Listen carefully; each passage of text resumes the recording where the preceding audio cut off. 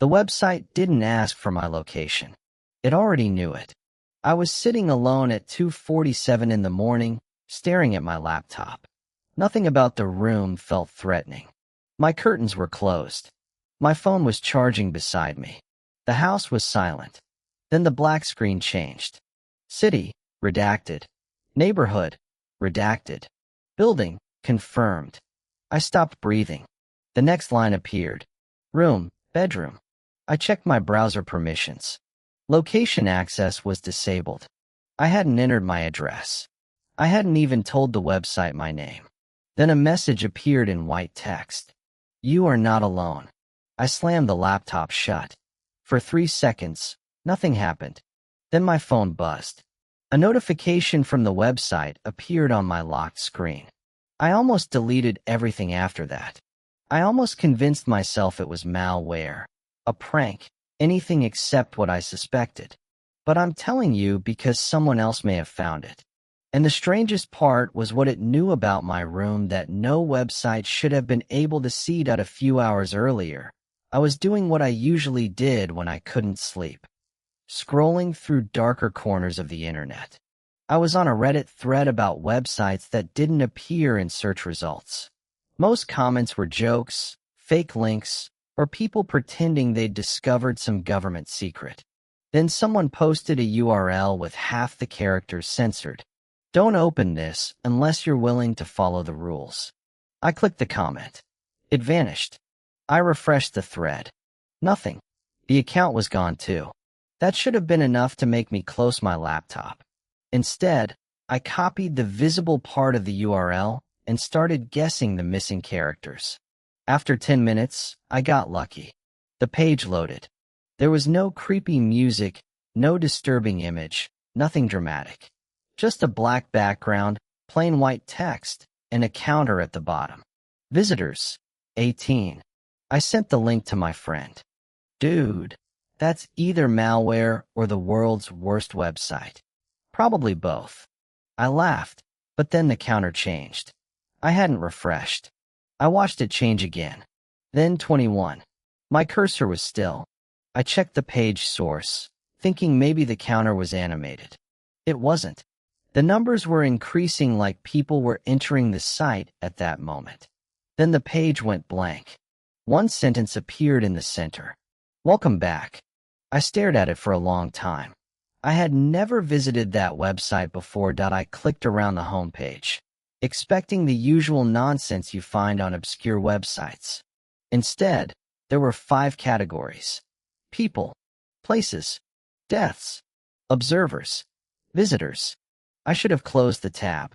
Instead, I clicked visitors. A list appeared. Usernames, dates, times. Some entries were recent. Others weren't. One visitor had supposedly accessed the website in 1998. Another in 1986. One was dated 1973. That made no sense. The internet wasn't anything like this back then. I scrolled further and found my own entry. My username wasn't listed. My name wasn't listed. Instead, it showed an IP address. Then my city. I actually laughed. That part was explainable. Websites can estimate your location through your IP address. Creepy, sure, but not supernatural. Then the page updated. My neighborhood appeared. Then my building type. Then an approximate floor number. Then the exact time I'd entered the site. My smile disappeared. I opened my browser settings and checked every permission. Location, blocked. Camera, blocked. Microphone, blocked. Everything was disabled. Still, another line appeared. Current location, bedroom. I stared at those words until my eyes started hurting. The website shouldn't have known that. My IP could identify a city, maybe a neighborhood. It couldn't know which floor I was on. It definitely couldn't know which room I was sitting in. I leaned closer to the screen. For several seconds, nothing happened. Then tiny text appeared underneath my location.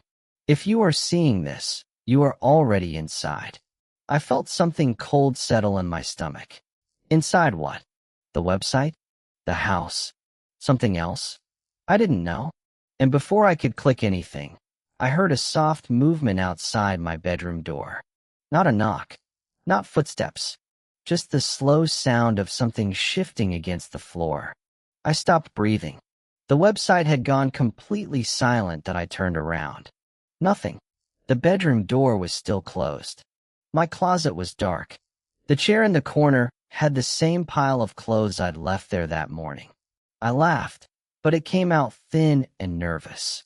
Okay, I whispered. Old house. Pipes. Settling wood. Whatever. Then I looked back at the laptop. The page had changed. Don't turn around again. My smile disappeared. A second message appeared underneath. It noticed you. I didn't move. Then I had an idea. The kind of stupid idea that only feels reasonable when you're terrified and trying to prove you're not. I stood beside the window. The website immediately displayed. Window. I moved toward the bedroom door. Door. I sat in my chair. Chair. I stared at the screen. This wasn't tracking my location anymore. It was responding to me. Or something was. My hands started shaking as I grabbed my phone and called my friend. He answered after 3 rings. I'm serious. There's something wrong with this site. Close it. I tried. Then turn the laptop off. I can't. What do you mean you can't? I reached behind the desk and pulled the power cable from the wall. The laptop screen stayed on. My friend went silent. Then he asked, Are you still there? Before I could answer, the website refreshed itself. I hadn't touched anything. The entire screen turned black. I checked the cable again, then the wall outlet, as if electricity itself had suddenly become optional. My friend kept saying my name through the phone, but his voice sounded impossibly far away. Then something tapped once against my bedroom door. I didn't dare look behind me that night. For several seconds, there was only one sentence. Rule 1. Never leave before we finish. A new page appeared beneath the message. Rules for visitors. There were 6. Never refresh the page. Never tell anyone the URL. Never enter another person's name. If the website asks where you are, don't answer. If it says someone is behind you, don't look. Leave before the clock reaches 3:13 a.m. I read them twice. Then I noticed something beneath the list. Access is granted only to selected visitors. Below that were dates. 1998, 2004, 2011, 2017, 2023. People had been finding this place for years. I felt relieved. This had to be an elaborate horror project. Someone had created the website, planted fake archives, and waited for curious idiots like me. Apparently, I was the idiot. I almost laughed. Then I looked at the clock. 2:47 a.m. I stopped laughing. I had less than 30 minutes. I checked my phone. 2:47. My laptop read 2:47. Both matched. I stared at the rules again, wondering why they were so specific. Especially the 5th one. If it says someone is behind you, don't look. I scrolled down. The page flickered. For a moment, there was a 7th line. Then it disappeared. Rule 7 has been removed. I froze. Removed by whom? I hadn't seen Rule 7 before. I tried scrolling back up, but the page refused. Then another sentence appeared beneath the missing rule. You were not supposed to know there was a 7th. My mouth went dry. The website had rules. Someone had broken them. I was being warned about a rule that no longer existed. I looked at the clock. 2:48 a.m. 25 minutes remained. Leaving didn't feel like the dangerous option that I was still staring at the missing 7th rule when my location changed. Current location, outside. I looked around my bedroom. I was sitting in the same chair. My curtains were closed. The door was shut. Outside. I refreshed nothing. I touched nothing. The location changed again. Hallway. Then I heard footsteps. 1, 2, 3. They stopped directly outside my bedroom. The door moved slightly. I couldn't see anyone through the gap, but I knew the website was watching. I typed one sentence into the page. Where am I? The answer appeared instantly. Wrong question. Then, where do you think you are? I stared at the words.